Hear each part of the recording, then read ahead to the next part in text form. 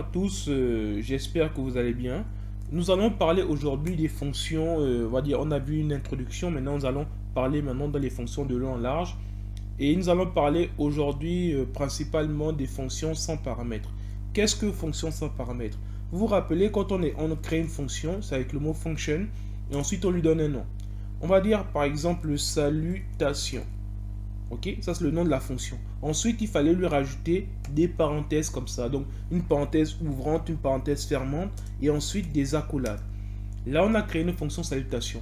Et le but de notre fonction, c'est juste de faire un alerte comme ça, de pouvoir dire juste bonjour. Ok, donc ici, si je mets juste bonjour, qu'est-ce qui se passe? Vous vous rappelez déjà, on a vu précédemment.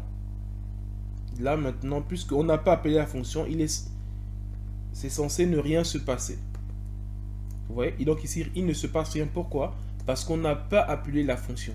Donc ici, maintenant, il faudrait juste l'appeler la fonction salutation ici. Donc, pour l'appeler, c'est salutation et accolade terminée.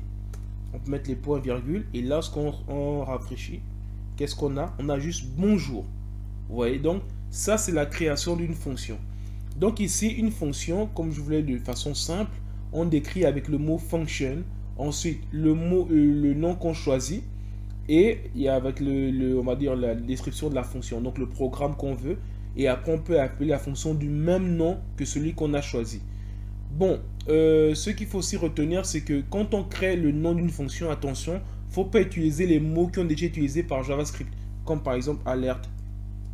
Vous voyez, en fait, on ne faut pas utiliser ce genre de fonction parce qu'il y a des fonctions qu'ils utilisent en fait. Donc, il faut toujours garder des noms que vous créez vous-même, de préférence des noms qui veulent dire aussi quelque chose. Et d'autres ont cette tendance de donner les noms qui sont en anglais.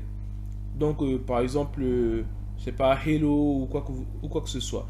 Donc, voilà rapidement comment on fait une fonction sans paramètres. Donc, on met le mot function, le mot en question qui décrit la fonction, le programme, et ensuite on peut appeler la fonction autant de fois qu'on le veut.